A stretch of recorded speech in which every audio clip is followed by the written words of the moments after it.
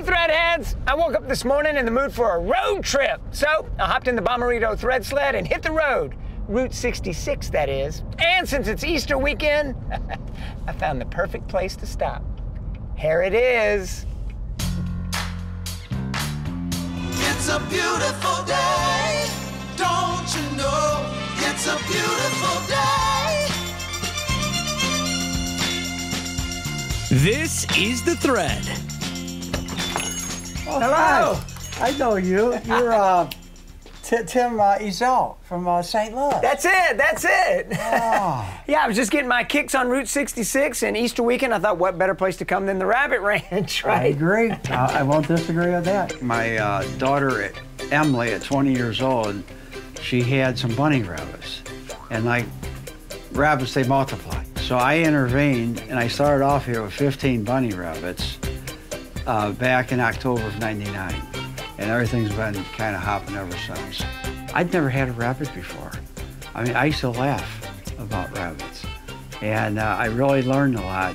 And I would see the way they would treat each other even. If one was sick, the other one would be there comforting them. And my heart poured out to them. People get infatuated, even grown-ups. And when they come in, they'll see the little bunnies and they'll say, oh, I want a bunny, I want a bunny. I said, no, you don't. You don't understand what's involved in taking care of them. They're cute, but they're exotic. They're high maintenance. I stuck with it, and I thought, now it's my responsibility. Took care of every one of them. Here, hold Hubert. Yeah, oh, hi, Hubert. And I want to have you sign our guest book. Oh my gosh. I'd love to. This is why it's a Rabbit Ranch. Yeah. I get it. You're more of a local traveler. Because a lot of them come in, we've had some from Italy even recently. Wow. Yeah. Wow. I'm excited to learn more about you and about Hubert. Oh, and I want our viewers to learn more about Matt and Amber. I just met them recently. They run a coffee house in Union, Missouri. But their story starts way before that. It starts when they left Missouri to go to North Carolina. Here's their story. My husband Matt and I had just gone through some stuff. I had just graduated from Front Bund University. We decided it was a good time to go on vacation. She was waiting tables, going to school nonstop. She was pregnant, and I was not much support in that at all. I needed time away. School was rough, life was rough. I needed the beach. We were separated for 9 months. I had an affair during that moment of time. While we were on vacation, Matt found a job. We found a place to live, and 2 weeks later, we were there. We didn't know it was God at the time. I just wanted a new start. I couldn't explain it into words why we needed to be there, but I knew that that was where our family needed to be. So you meet this guy on a soccer field. Yep. Yeah, his name's Sterling Griggs, yeah. And I didn't even know who he was. He came up to me, he's like, hey man, I like your tattoos, where'd you get them done, you know? My husband and I were not connected to a church here in St. Louis before we moved. We were not church people, but it just so happens that the guy that approached us on the soccer field was an associate pastor of a church that we later became very involved with. I told him absolutely everything, like the affair, and that was, I don't think Amber even knew about that at that point. As soon as she found out about everything, she's like, hey, let's work on it. And I'm like, what? Like, that's not supposed to happen. Like, that's not what you see in the movies, so that's not how it happens in real life, right?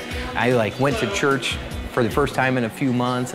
Something inside of me just welling up, and I'm just letting it all go. And that's when I turned my life to God. I didn't know it at the time, but him working in Matt's life was bigger than anything that I could have ever imagined. Just being a better husband, treating my wife with more respect than I give myself.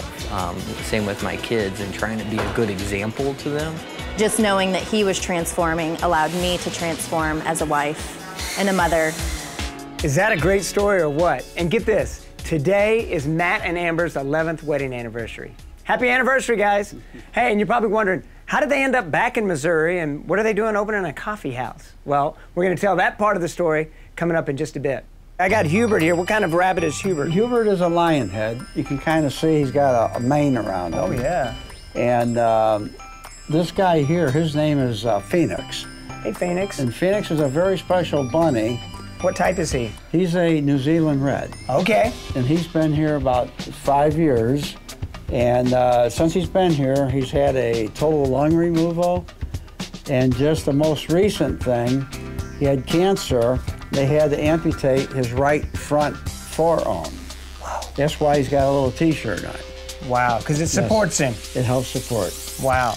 Once they do come in, just like any rescue animal, they're so appreciative. They got love and compassion.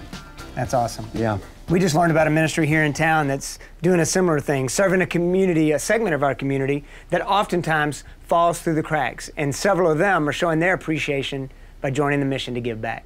We have the highest incarceration rate out of any country in the world.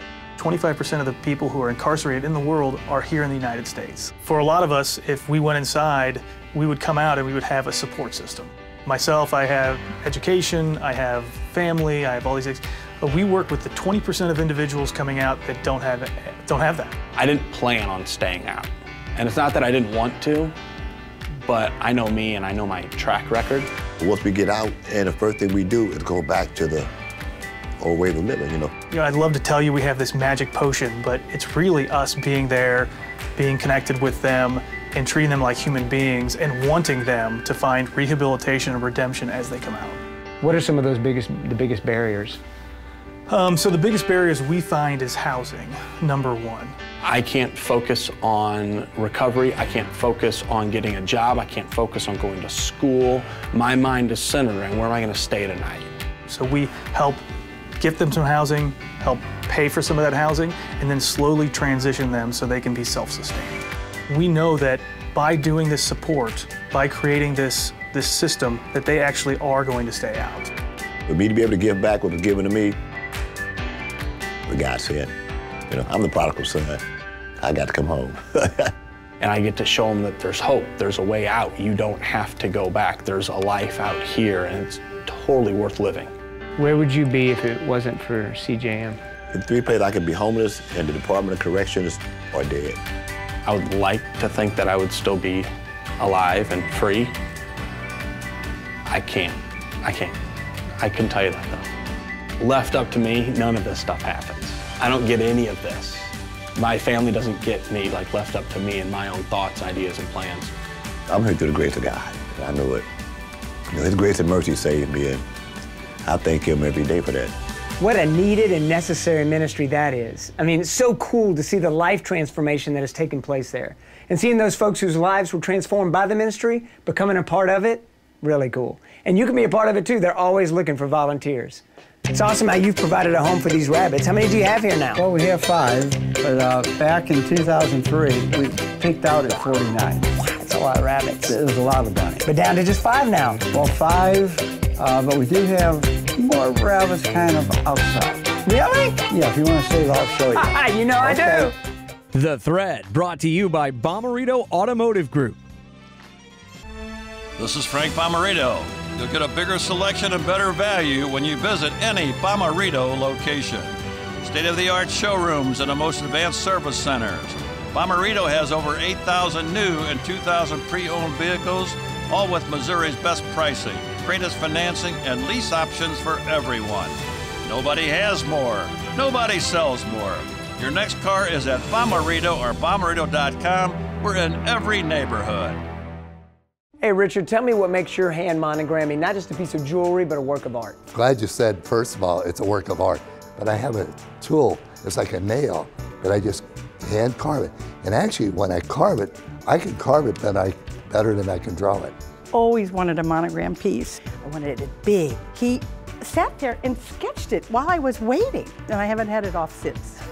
I absolutely love it. If you're in the market for jewelry, make your way to Newsteaders, where honesty and integrity meet. There's certain things I can't do, but I still get up every morning and do it. Someone once told me, but you don't look sick. Just like anyone else, I eat right, exercise, and get the right amount of sleep. Some days, this is easier said than done. If it was up to me, I would stay in bed all day. Friends don't understand me canceling on our plans when I'm tired, and work doesn't understand why I call in sick when I sound just fine. It's hard to understand when you can't see anything wrong. I'll handle tomorrow when it gets here. Each day is a different hill to climb. I am 21 years old, and I have lived with lupus for 7 years, and I'm not the only one. Over 5 million people worldwide struggle with lupus every day. To learn more about this disease, go to lupus.org. By knowing more, we'll be able to answer the questions that surround this mysterious disease.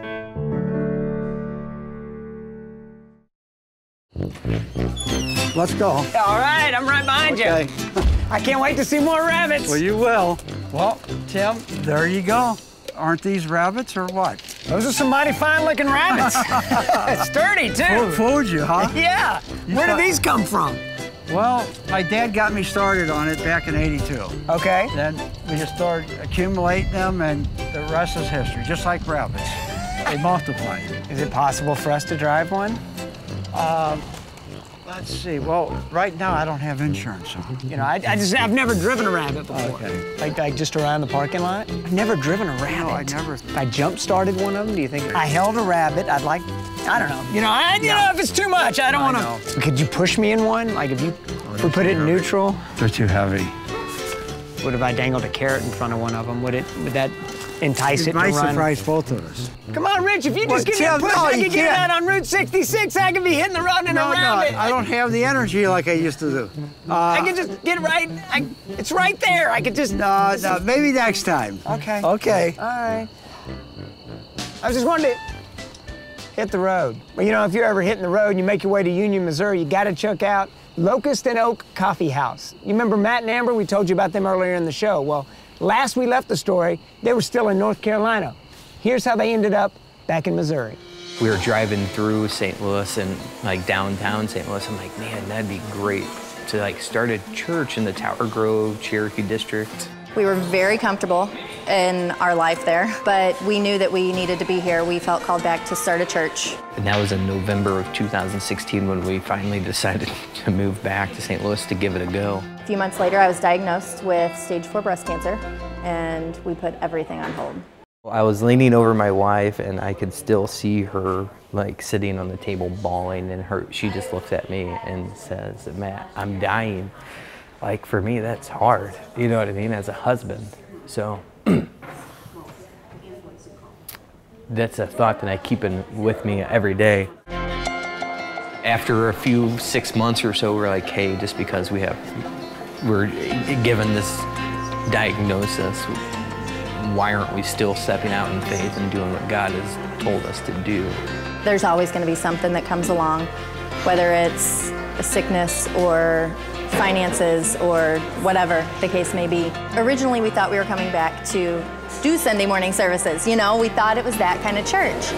And maybe it was that break that God was giving us during treatments and whatnot that he kind of started working in our hearts and minds and said, no, this isn't exactly what I have planned for you. So we were in the process of buying a house, and we end our contract on it to pour all the money into this. Why a coffee house? Coffee house because people won't walk into a church. Everybody comes to a coffee house. We would love to help out teens in need. Maybe it's helping them get a job. Maybe they need volunteer time. They can come and volunteer. Our purpose is to create a safe environment in this community for young people.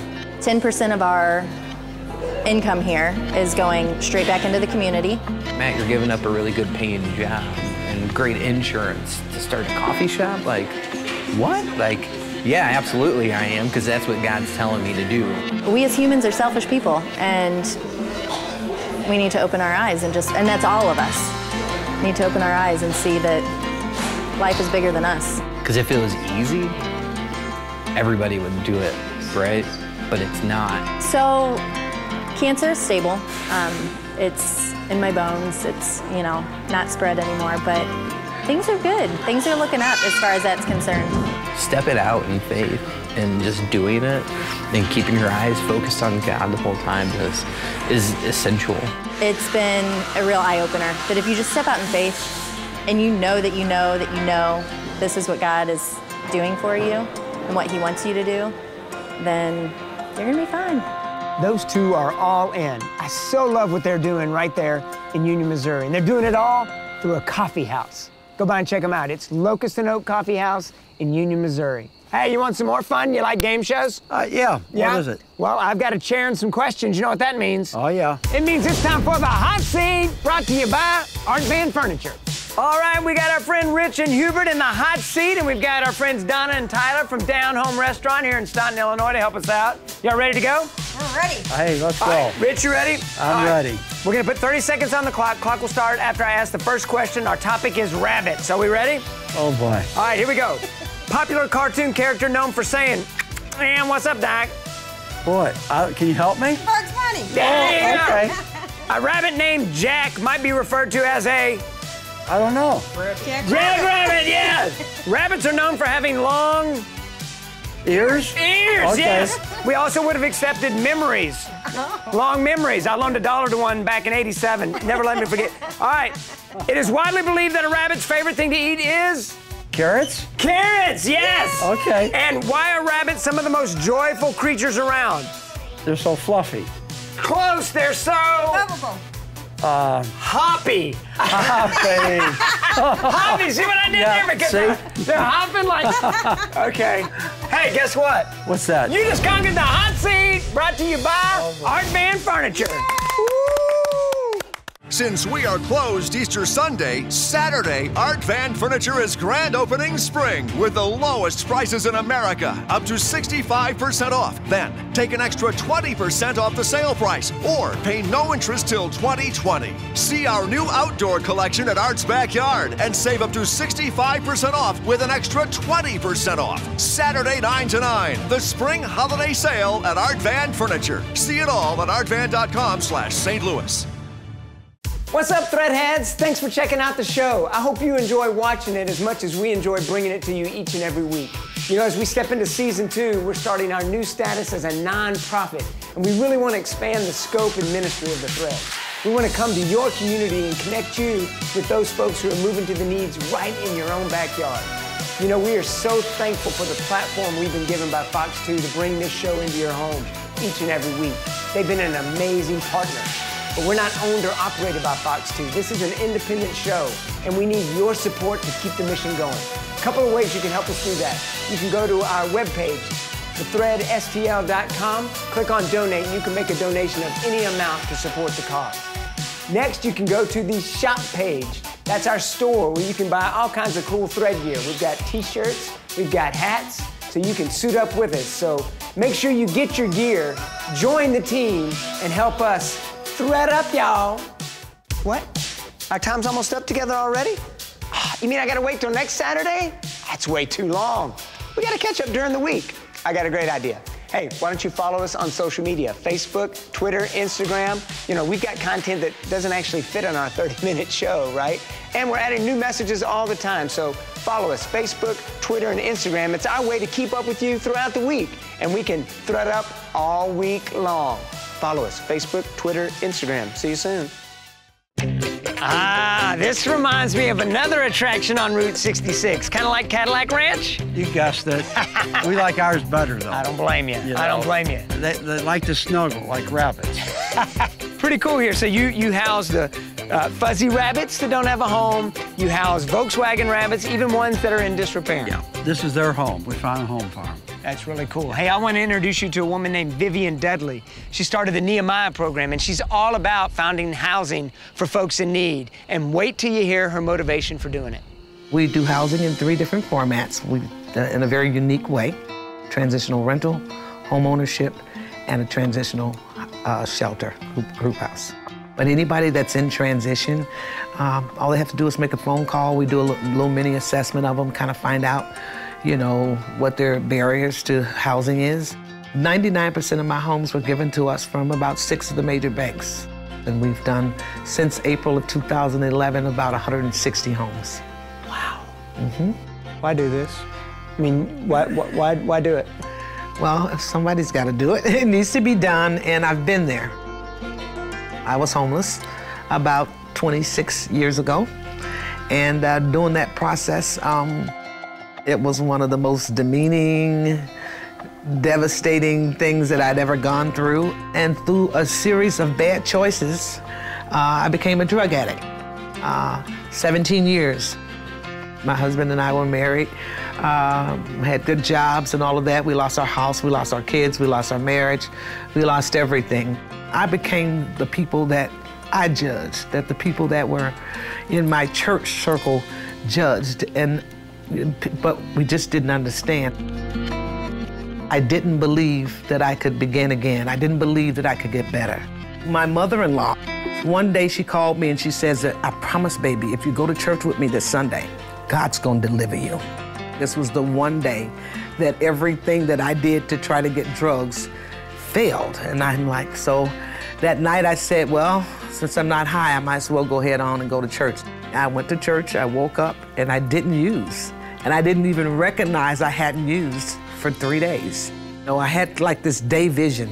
Took me to this house and he says, you see all of those women and folks in there getting high? He said, those are my children and I've been trying to get them out. I need you to go back because they trust you. And I just remember in the fading of this vision going, God, I promise you, I won't come back without them. And that's been my heart and my passion for those people who people have counted out, who don't believe can get better. And I understood that when God blessed us with 160 homes, that I only needed one house to live in. And I was like, Lord, well, these must be for somebody else. So housing was just a platform, just one vessel or vehicle of a way for me to get to those people that are in whatever the need may be. I tell the enemy when he comes, he can only distract me and he can just try and discourage me, but he cannot disinherit me because my Father has already shown me that I'm a winner. I'm more than a conqueror. You know, I've read the end of the book. We win. We win. What an amazing witness she is. And look, housing is just the beginning of what Vivian's doing there. In her offices in Ferguson, she's using that space to host a Bible study once a week, to have church services, 3 of them over the weekend, and so much more. One of the interesting things we learned from Rich Henry at the Rabbit Ranch was this. He said he noticed by observing the rabbits that when one was in need, they cared for one another. And even more interesting was the fact that it was usually the one that was in the most need that was serving the other.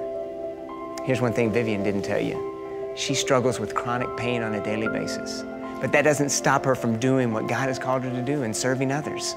I mean, it's not about us getting ourselves right, making ourselves perfect to be used by God. It's about Him speaking in and through our missteps and sins and faults and flaws and all of it. It's His strength, not ours. You know, look at Matt and Amber. They decided they weren't going to let their circumstances, not even cancer, deter them from the path God had called them to. How about Jerome and Eric? Like the rest of us, they're not perfect, but God is using them to serve others who find themselves in the same situation they once found themselves in. In Colossians chapter 2, Paul writes that we who find ourselves dead in our missteps and mistakes have been made alive by God, forgiving us of it all by nailing it to the cross with all of its legal demands.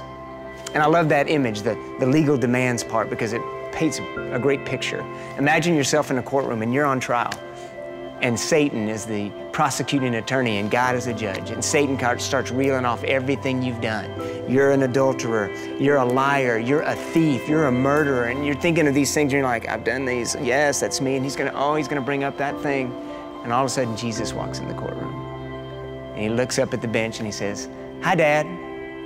God says, hi, son. And then Jesus looks at you and he says, hey, Dad, that one's mine. He's with me. And you've been forgiven. The penalty's been paid for. That's the message of Easter. That's why Jesus came. Jesus' ministry wasn't about his parables, about his preaching, or about his miracles. It was always about the cross. It all pointed. Those were just signs pointing to who he was and what he was going to do. He came to save the world.